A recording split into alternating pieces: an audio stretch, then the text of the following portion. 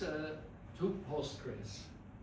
I'm Laurenz Albe. I've already been introduced. I work for Cybertech like ants. We have Cybertech Festival today. Don't know if you know us, but we're based in Austria. We are all over the place. Ants is from Estonia. We do have one employee here in Prague, right? Only one, right? Who is Anton? Antonin. I don't think he likes to go to conferences much. So. Maybe conferences, definitely not meetups. No, we have a couple of nice products we do sell, or some of them are open source, provide services, support, training, this kind of stuff, custom development. Anyway, good. So there was already a question what I'm going to talk about. So here it is explained. I limit myself to Postgres. Yeah, I'm not going to talk about, how operating system vulnerabilities can be a problem with the database, which they can, of course. I'm not going to talk about how to keep your password safe and not tell them to anybody on the phone. So, I limit myself to those things that are within Postgres that have to do with the configuration of Postgres, the setup of Postgres, or with the way you define database objects. So basically what you can do wrong inside the database, or you can do right inside the database, as far as security is concerned. Good. So I split my talk into three parts. First of them is the denial of service attacks, which every system can endure.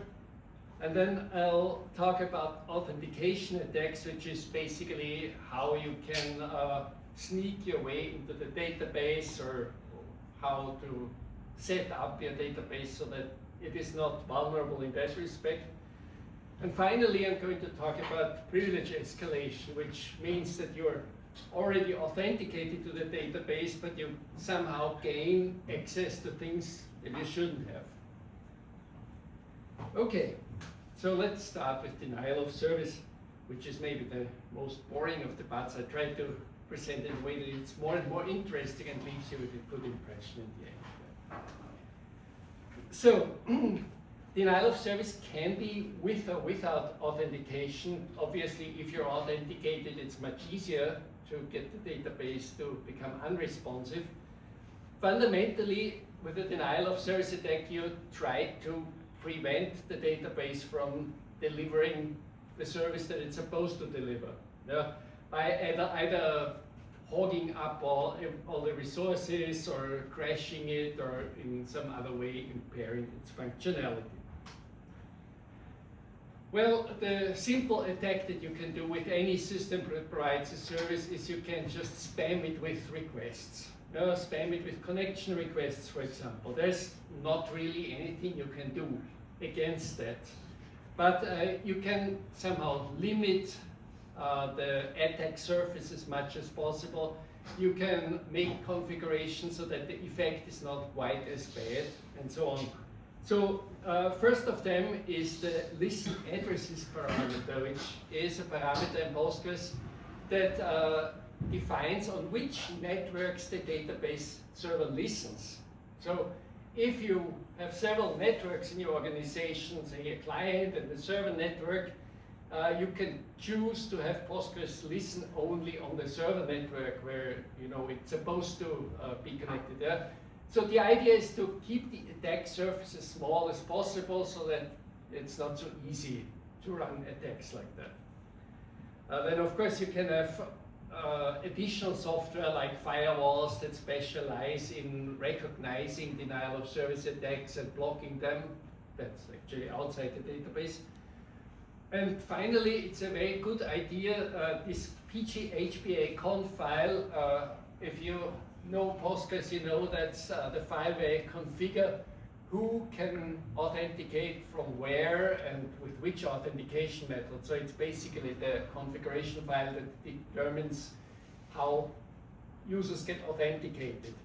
And there you can define from which client addresses you're allowed to connect to which database. So the idea is to keep that as restricted as possible and not by default say, okay, anybody who knows the password can connect from anywhere, because obviously that makes denial of service attacks easier. I mean, even if you define PGHP account very restrictively, you can still spam the postmaster. You can connect, you know, and it will still have to go through the configuration and look, is this a valid connection? But it's much cheaper to reject the connection, you know, based on, oh, you're not coming from the right host, you know, there you go. It's much cheaper than actually going through the authentication process and then figuring out, no, they don't know the password. So it's kind of a mitigation. That's the best we can do about those denial of service attacks. Okay, if you authenticate with user, it's much easier to deny service. Yeah? A simple way is to just open as many connections as you possibly can, until all the available slots are gone, that nobody else can connect and legitimate users can't connect anymore. Great, there you are. Yeah? There's not really a lot you can do. I'll talk about what to do against these or how to mitigate these on the next slide. So ideally then you can keep the CPU busy by running expensive statements. Yeah? Another thing you can do very easily if you're connected to the database, you can use as much memory as you want and have the database go out of memory, thus denying service to everybody. Or you fill the disk. Even if you don't have permissions to insert data, you can still very easily come up with statements that create temporary files, you know, to calculate big result sets. Like this very simple statement will happily fill your entire disk with temporary files. Yeah?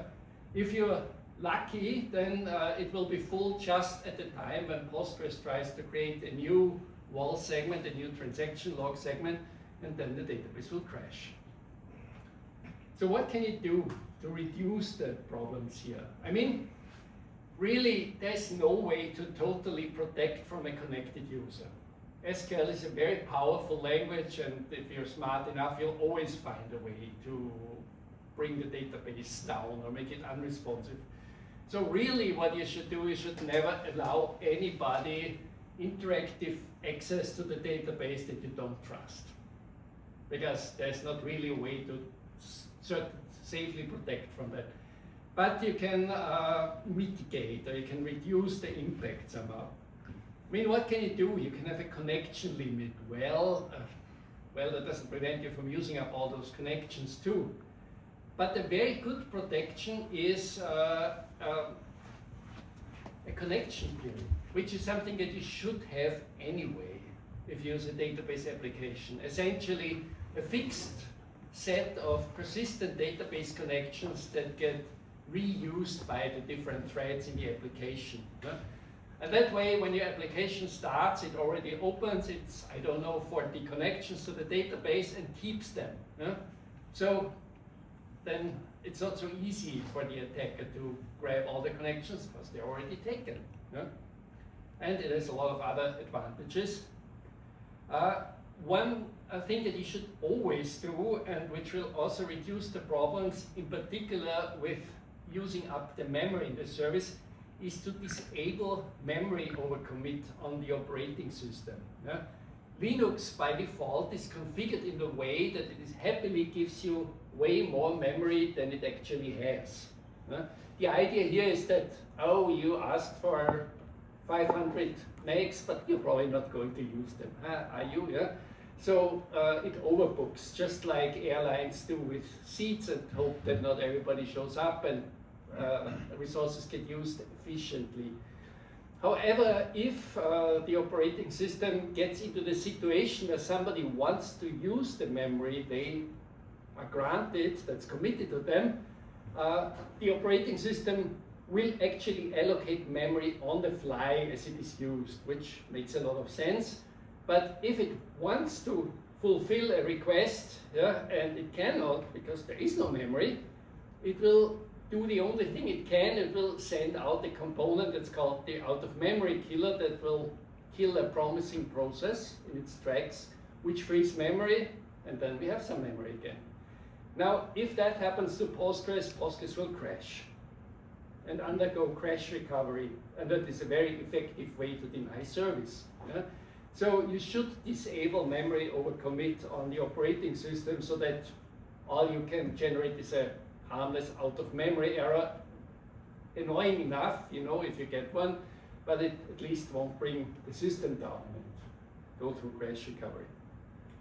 And one thing that you can actually fight effectively is filling the disk with temporary files, because there is a useful parameter, the temp file limit, that limits how much temp space on disk a single query can use. And if you set that reasonably enough, then you can be sure that nobody can ever fill the disk with temporary files. But as I said, you should not have any untrusted people run arbitrary statements on your database. Okay, let's go to number 2, the authentication attacks. First, well, the obvious thing, it's very easy to run an authentication attack if no authentication takes place. Yeah? You use no password or very weak passwords. But more sophisticated attacks work with man-in-the-middle attacks. So basically, you're putting yourself between the client and the server, or you're listening, you're eavesdropping on the connection, and you try to glean information and try to break authentication methods that way. We'll go into detail later. So let's first briefly discuss the case of good and weak passwords. Well, there's actually not a lot to say. I mean, there's this trust authentication in Postgres, which means no authentication. You're just in. No questions asked, no password, nothing. Clearly not the safest way to do it, but it's something that people might choose, for example, for connections from the trusted backup server that's totally under the control of the database team or whatever.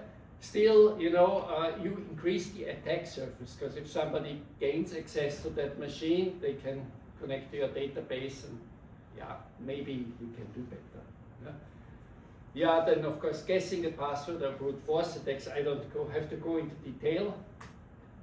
I'm showing here an XKCD cartoon because everybody loves those. That's about password complexity, because a lot of people like to have very complicated rules, how passwords must be this long and at least a crazy sign and uppercase and lowercase and whatever.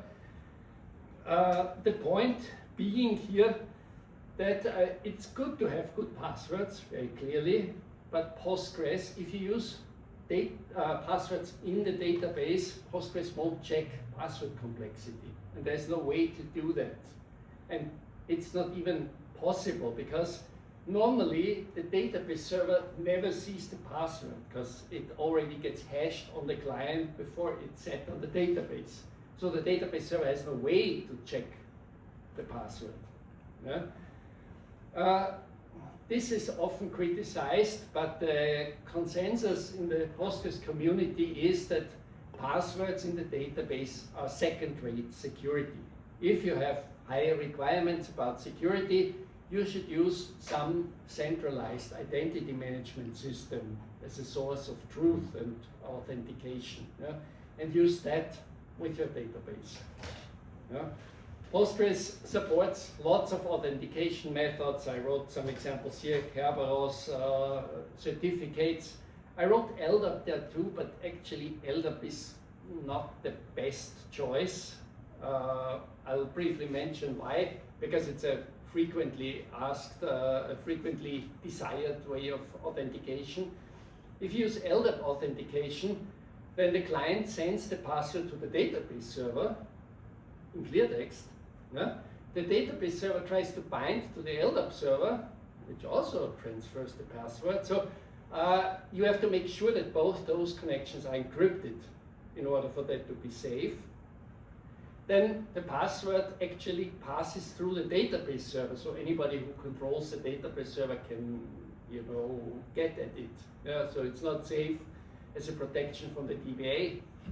And the third problem with LDAP authentication is that every connection to the database requires 1 or 2 bind requests to the LDAP server, which of course can mean substantial load on the LDAP server. So I would say, yeah, you can get LDAP secure or moderately secure, but it's not the best of authentication methods out there. Anyway, there's pretty much authentication methods for everything. Yeah, and then the last thing I want to tell you about passwords and the database is my recommendation. Even if you have only a single application user, which is a very common setup that clearly has 1 password, still use different users, because there are other things that connect to the database. There's the backup, there's a monitoring system probably, there might be replication setup, maybe there's some batch job running during the night, whatever, yeah? Use different users for each of those. There's a lot of advantages. Lets the DBA know who is currently logged in. Well, that's a small advantage. But you can treat them differently. You can, I don't know, log out the backup and allow the monitoring system. Very easy if you use different users. You can configure them differently. But the biggest advantage, you can use different passwords. And that makes changing passwords easier. If you use 1 user for everything and you need to change the password, say because it leaked somehow, then okay, you have to change the password in the application, you have to change it on the backup server, you have to change it in the monitoring system. Did I forget anything? Oh yeah, the replication setup. And so on. It's easy to forget something. It's difficult to change the password, and experience says that if it's difficult to change a password, the temptation is not to do it, even if it were a good idea. Yeah? So make your life easy. Setting up a couple of users for each of those things is very simple. Okay, let's turn to the more interesting man-in-the-middle attacks. So the idea with a man-in-the-middle attack is that you pretend to the client you are the server. So the client trustingly connects to you instead of the server. You talk to the client, and on the back you talk to the server, and you pass the information through, and you basically just are an unintended proxy. You can listen in on all the traffic, you can send your own nice commands to the server, and so on. There's one good way to protect against that. And that is to use TLS encrypted connections with the client verifying the server. You do that by creating a signed certificate on the server, signed by a trusted certification authority, and the common name in the certificate is equal to the server name, and then your clients connect with the connection parameter SSL mode equals verify full. That means that the client will check the certificate that the server has and see if it's properly signed, and if the name of the certificate is identical to the name of the server that it used. So essentially that prevents man-in-the-middle attacks. That's what you should use. That solves all these problems in one fell swoop. Okay, so specific attacks against certain less secure authentication methods. There's one very evil authentication method in Postgres, and that's called password. That's kind of old, should go away hopefully at some point. The procedure is like this. Client says to the server, let me in. Server says, okay, show me your password. Client sends password to the server. So, well, if you're listening in, you have the password. Yeah? The way you can attack that is you pretend to be the server. Yeah? The client wants to connect and you send it this authentication clear text password response. And the client says, okay, the server says I should do, and the client sends the clear text password. Yeah? Not good. Yeah? The only way to protect against that would be to configure the client so that it does not accept this method. There's a connection parameter since version 16 require auth that where you can specify which authentication methods the client will accept. And you can set it to not passwords to basically exclude that insecure authentication method. But of course, if you prevent man-in-the-middle attacks, you verify that the server is really who he says he is. Like I said on the previous slide, you don't have to worry. Okay, that's that. Then there is MD5 authentication. That's somewhat more sophisticated. The password is not sent over the line. It's rather like this: client to server, let me in. Server to client, yes, okay, but we're doing MD5 authentication, and here are 4 random bytes. Yeah? The client then hashes the password it knows with that salt and sends the result to the server. Yeah? And the server checks if the client did it right. That's okay because the password is not sent over the line. But it's easy to crack if you can eavesdrop on the connection. All you do is listen to a lot of connection requests and always record the 4 bytes and record the response from the server. Once you've got a couple of thousand of these random 4 byte salts, then you launch a brute force attack. You connect to the server. The server sends you 4 bytes. Okay, those are 4 bytes. I don't know. Okay, forget it. Next try. Yeah? And you keep connecting to the server until it, by chance, sends one of the 4 bytes that you already recorded, and then you know the answer, and you're in. Yeah? You might think that with 4 bytes, there's like 4 billion possibilities. The chances are not too great to succeed that way, but if you think of the birthday paradox, really it doesn't take so many tries until you get a hit. Yeah? So what can you do? Again, protect yourselves from eavesdroppers with encrypted connections, the way I said 2 slides ago. And also, if you want to use password authentication, use the state-of-the-art method, the Scram SHA-256 authentication method. That is safe from these attacks. Okay, and finally, let's get to the privilege escalation attacks. So we are connected to the database, and we want to gain access to things that we should not. One common trick is to get the super user to call your functions. Yeah?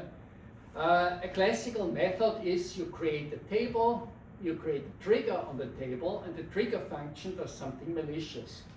Okay, harmless as such, yeah, because if you call the trigger function, well, you get permission denied or whatever. Yeah? You can't do anything bad. But the idea is then to trick the super user into accidentally calling your function.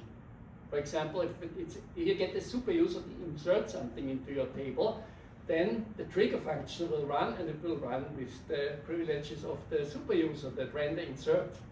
Yeah, and game over. So what do you do against that? Well, obviously, don't use a super user. Yeah? So sometimes you do have to use a super user for creating certain extensions, performing a restore, and so on. Yeah? But limit connections to the database as super user as much as you can. For normal, just looking in how things are going, you know, don't use a super user. Yeah? And if you do, never ever run any insert, update, delete, or truncate statements on tables whose owner you do not totally trust. Yeah? One very good way to protect against all privilege escalation attacks is not to allow a user to create database objects. Because all privilege escalation attacks always work the way you create some very tricky, malicious object like this, and then you do this, and then you do that, and there you go. Yeah?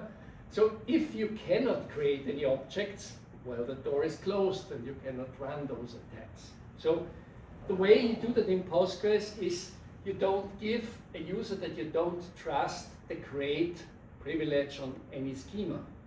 And you do not give them the temp privilege on a database. Temp allows you to create temporary tables and temporary objects of all kinds. So for example, temporary functions. So that's also an attack path you can use. So if you deny untrusted users, that goes a great way. Yeah? One thing that has to be mentioned in that context is the public schema that exists by default in every Postgres database. And up to version 14, by default, everybody had to create privilege on that public schema, which is insecure, which has been known to be insecure, but it was not so easy to change that without breaking everything out there in the world. So in version 15 it was finally done in a way that hopefully didn't break too many things. I mean, the noise hasn't been so great, so it seems to have worked. But even if you have a database with a version that's more recent than 15, but it originated in an older version and kept being upgraded and upgraded, then of course the old setting got preserved. Yeah? Then check the public schema, and if you find the public has the create privilege, revoke it. Yeah? And instead grant it to those users that actually need it and should have it. Okay, one privilege escalation attack is through membership in certain predefined roles. Those predefined roles get more and more from version to version. The idea is that membership in these roles gives you certain high privileges that traditionally were restricted to super users. Now, you sometimes want to allow people something that requires higher privileges without immediately making them super users. So there are these roles that allow you certain restricted things. And the most dangerous of these is the PG execute server program role. If you're a member of that, you can start arbitrary executables on the database server, which clearly is somehow sensitive. And it's very easy to become a super user by just running copy to program, and the program that you call is the Postgres client, and you just connect as a super user and run the statement you want, like make yourself a super user. So that's a one-line way to become a super user if you're a member of PG execute server program. So there is actually a warning about these things in the documentation. It's not, I mean, people have reported that there's a security problem, but you know, it's documented. Don't do it. Yeah? So only the three sensitive roles are PG execute server program, PG write server files, and PG read server files. So you should only give that to users that you would also trust as super user. Yeah? And don't give the PG recall later. Well, yes, but that's pretty clear what it does. So yeah, then they can read all data. Yeah, yeah. I mean, there's also, if you want to go that way, there is PG read all stats, which seems harmless at first glance. Okay, I can see all the statistics. It's typically what a monitoring system would need. But there are table statistics which the optimizer uses, and they contain data values from the actual tables. So if you are a member of PG read all stats, you could see some data from tables that you might not be allowed to see. Huh? So you get a sample of credit card numbers, for example. You know, so there, be careful about those predefined roles, right? Okay, the next thing I have to mention when it comes to privilege escalation is create role, which is a property of a user.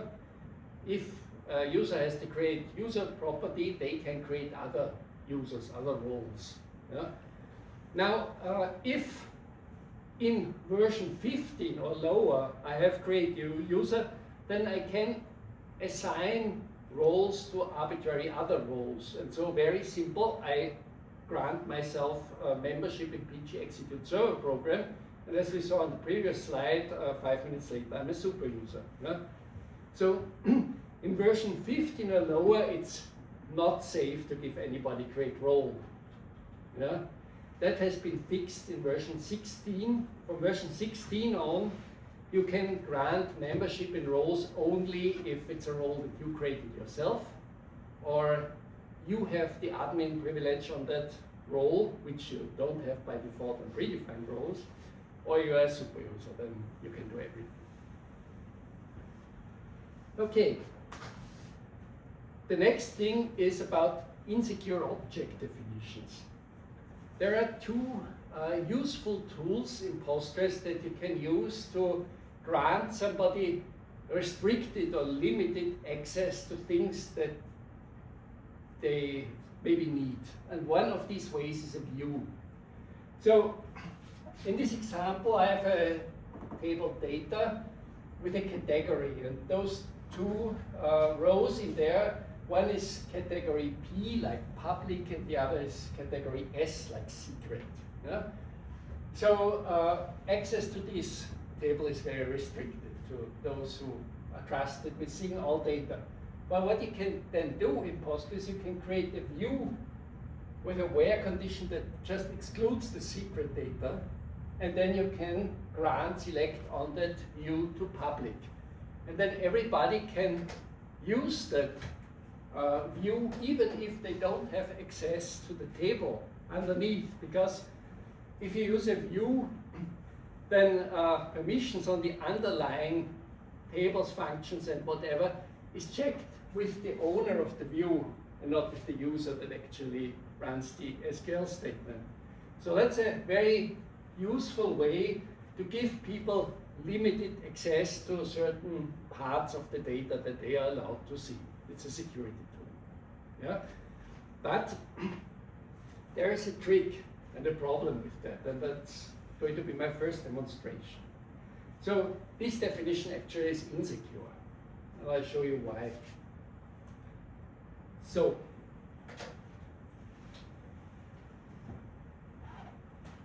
I scripted the things. Okay, there we create the table. We insert the two rows. I create the view and grant select on the view to public, just like I showed on the slide. And now, in the other session, the attacker comes along. And first, we just select from the view to see that, yeah, actually we can only see the data we are supposed to see. But now, I run my attack, and that attack means, like all privilege escalation attacks, I create a malicious object. In this case, a function. There are two nasty things about this function. One of them is this raise notice statement, which makes an output on the console, yeah, and shows me some data. So that's an information side channel, an information leak. A function normally is supposed to only talk to you through its return value, but this is somehow a side channel where it sneaks information out. That's evil. The second evil thing about this function is the low cost. That tells the optimizer that this function is really, really cheap to execute. Yeah? Okay. Now all I do is I select everything from the view with an additional where condition that calls my malicious function. And it doesn't return anything, but you see that I get a notice with the secret data that I'm not supposed to see. So somehow I got access to the information. To understand how that worked, we look at explain. That shows us the execution plan, and we see it's a scan on data. Of course, a view is only an SQL statement with a name. So when you execute a statement with a view, the view is replaced with its definition, and it actually runs on the underlying table. We have two filter conditions, one from the view definition and one from my where condition. Now the optimizer is a smart guy, and it will try to execute the query as cheaply as possible. So I told it that this function is really cheap. So it runs this check first because it's cheap, and only then the more expensive check. Yeah? So I get to feed all the rows from data into my function, and only then it will get restricted. So my function sees all the data, even the ones that I shouldn't have access to, and it shows them to me with the notice. Okay, not good. So what did I do wrong? I made a mistake when I defined the view. What I should have done is to set the security barrier property on the view. That tells the optimizer that this view actually serves as a security purpose, and then it doesn't let you do everything. If that's the case, then the execution plan will change. Yeah, the same, explain again. But this time we see first the condition from the view is executed, and only then my where condition gets executed, gets filtered. So it doesn't let any potentially dangerous functions into the view definition. And that way it's safe. Okay, back to the slides. Yeah, the explanation. Yeah, I told you the remedy with security barrier. Now, of course, there's a disadvantage with those security barrier views, because if the optimizer cannot optimize anything into the view, then performance will suffer, clearly. Yeah, well, security always has a price, but if we can, I don't know, for example, not do any index scan on the primary key index, that would be really unpleasant. And in order to mitigate the effect, Postgres has the leak-proof attribute on functions. So if a function is declared as leak-proof, then we trust that it doesn't have any information side channels, and the optimizer will happily optimize it into the security barrier view. Yeah? Now you might think, then I just, as an attacker, declare my function leak-proof, but you can only declare a function as leak-proof if you're a super user, and super users are by default trusted. Yeah? By default, there's not so many leak-proof functions in Postgres, but the comparison operators on most of the base types are leak-proof, so you typically get fairly decent performance. As I said, it's not perfect. Yeah, so that's about views. The second tool that is there to give somebody limited access to restricted operations is a security definer function. Now, when you create a function, you can declare it as security invoker, that's the default, or security definer. Security invoker is what most people would expect. You call the function, it runs with your privileges. Yeah? And you cannot do anything more than you could do like that. Yeah? But you can also define a function as security definer. Then regardless of who executes it, it always runs with the privileges of the owner of the function. So that's a useful tool you can use. You want to give somebody access to some really high privileged operation, like they should be able to export data into some directory on the database server.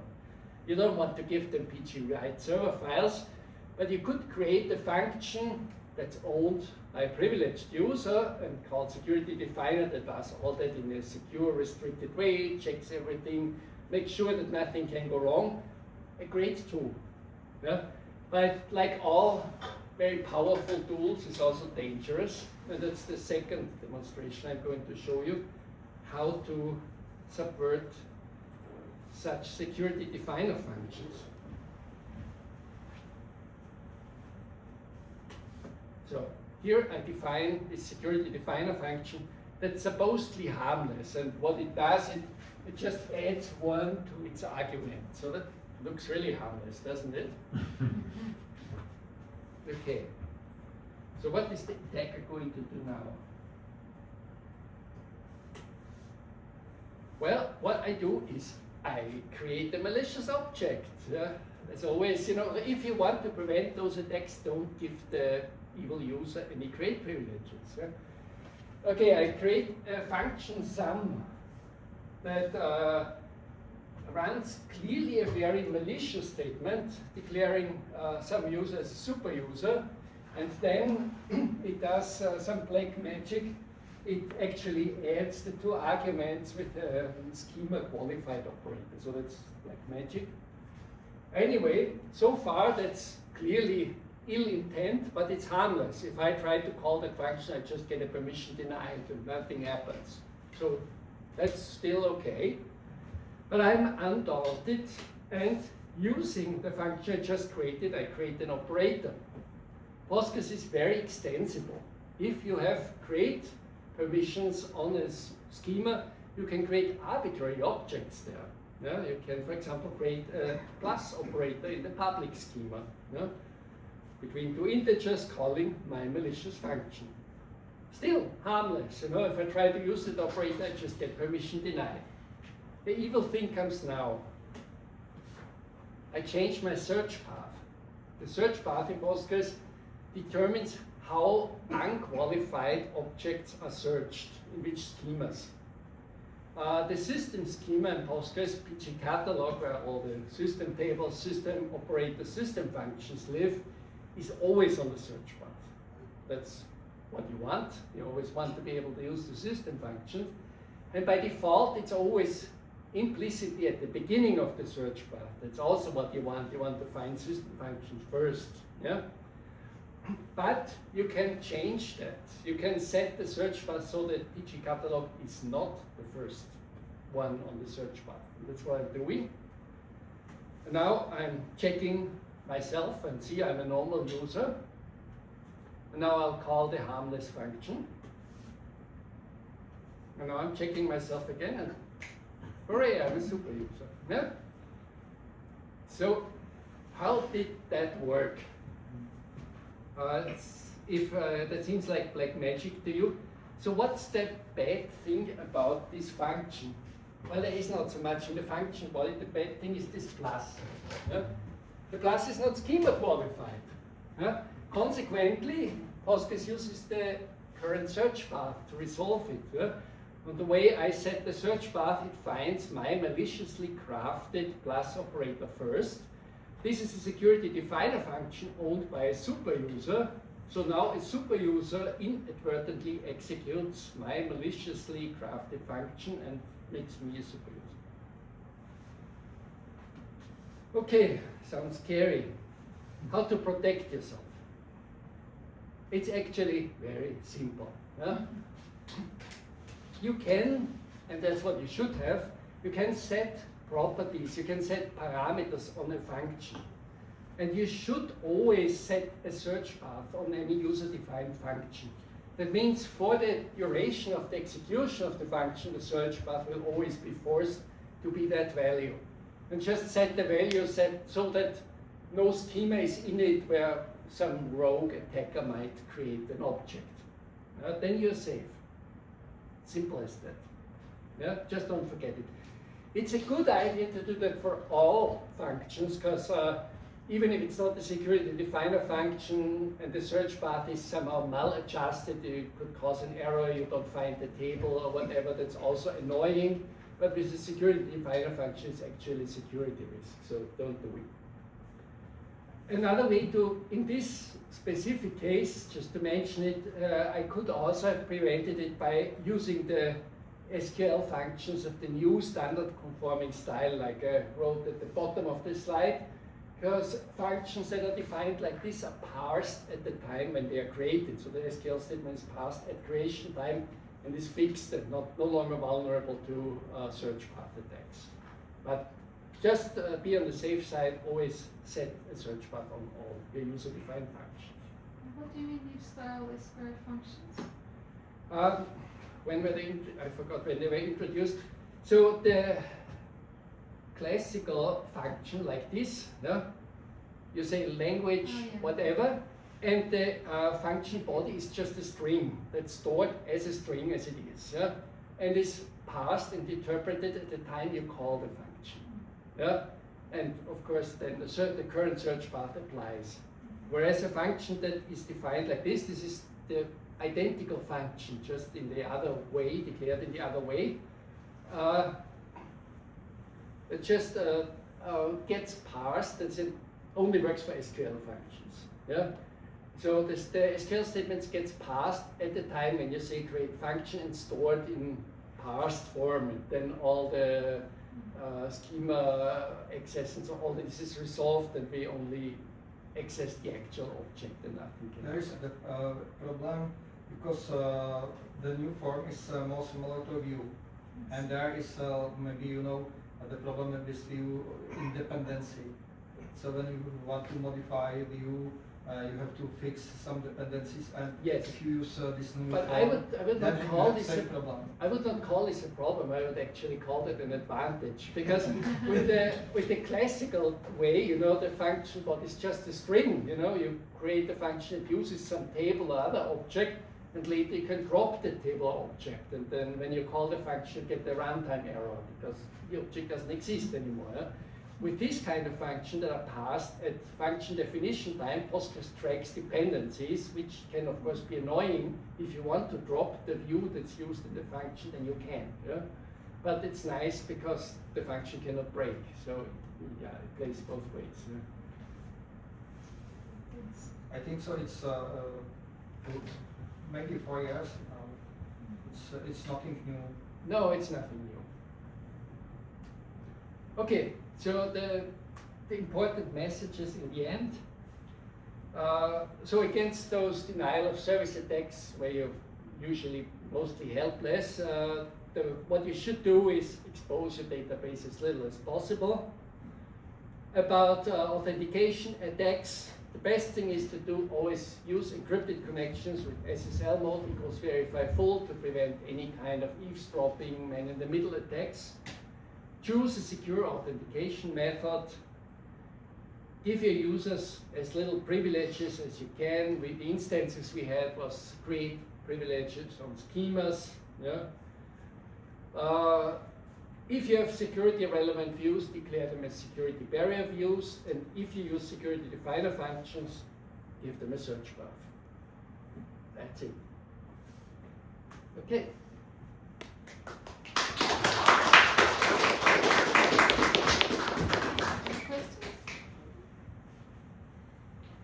Just note there is some protection.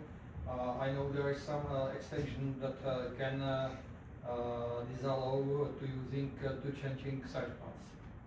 So if you have installed this extension, nobody can change search paths. Nobody who has not any special privilege. Okay. Why? Do you know what that extension is? Not from memory, but I can search it. There are probably things like a search path is potentially something dangerous in Postgres. It's too powerful. Some not new extension can Is it set user maybe? against any change for protects against any change of any configuration value. Mm-hmm. So one more. Limit human users, then limit AI users as well. Never give humans production. Well, yeah, I mean, I think the same applies to any kind of users. Yeah. All right. Yeah. It's very easy to crash. No crash Postgres, but just kartezský slučení. Cartesian product. Just you can use Cartesian product. Yeah. PG plus.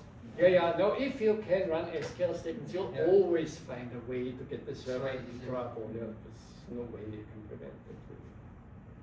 Because small question about so the story with security over creating functions and operators.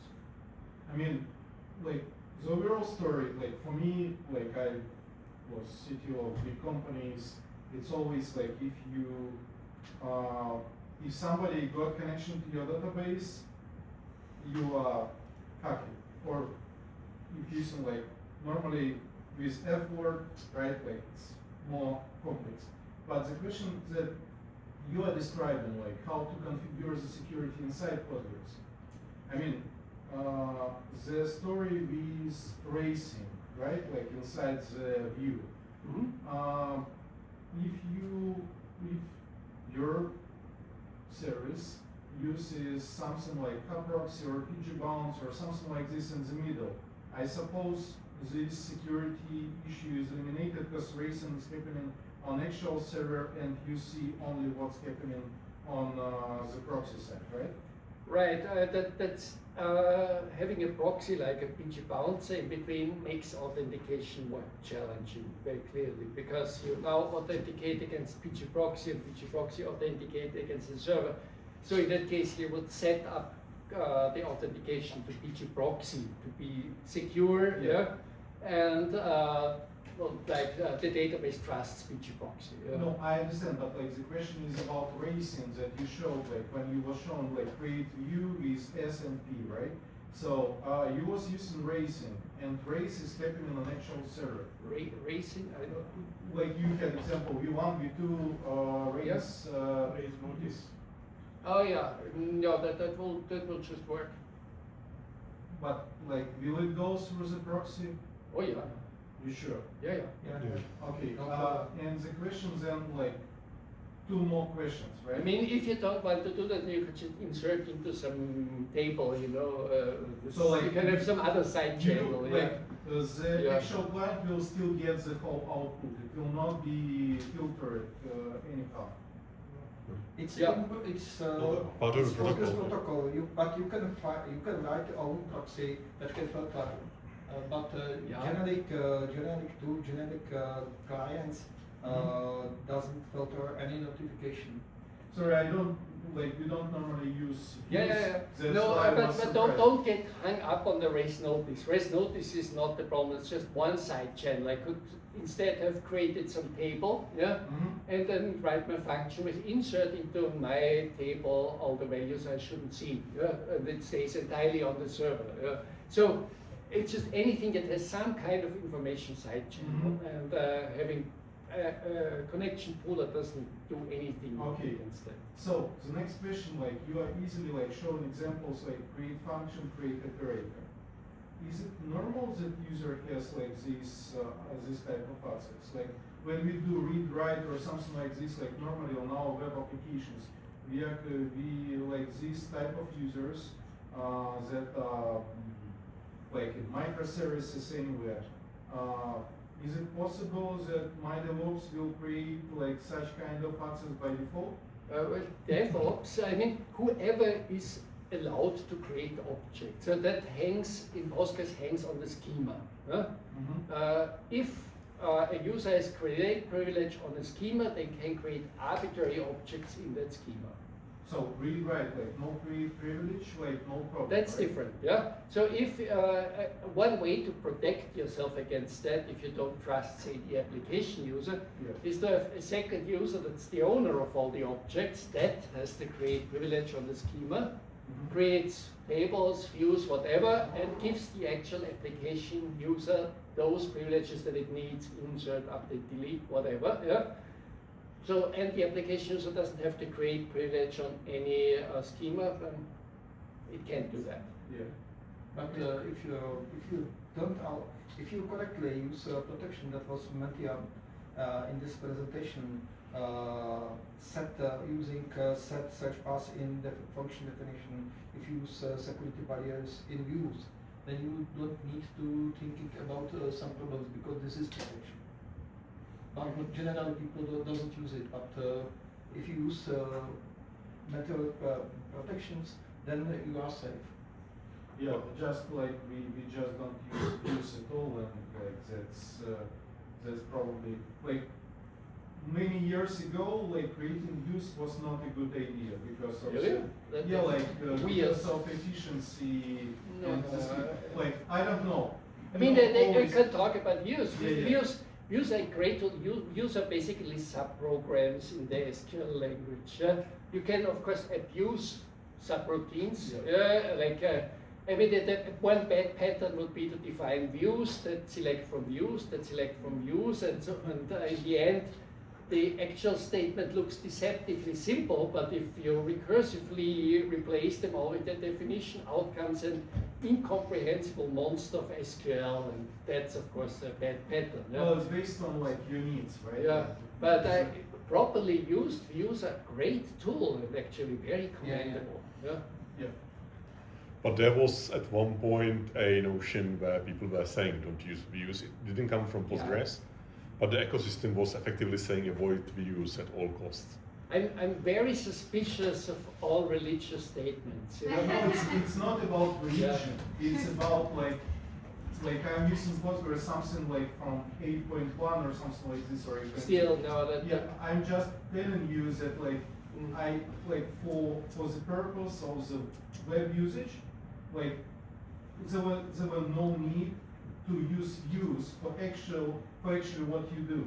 Like, do you need views for? Need, I mean, they are just sometimes useful. So if you end up using the same subquery in lots of your statements, it's from a code maintenance point of view, it's a very good idea to put that subquery into a view and just use the view in all your statements. You know, then if you have to change the view, you don't have to change all your 725 statements, you just change the view. Yeah, like I understand. Yeah, so that can be great, you know, even for a simple web application. Yeah? I mean, use it with judgment. Yeah.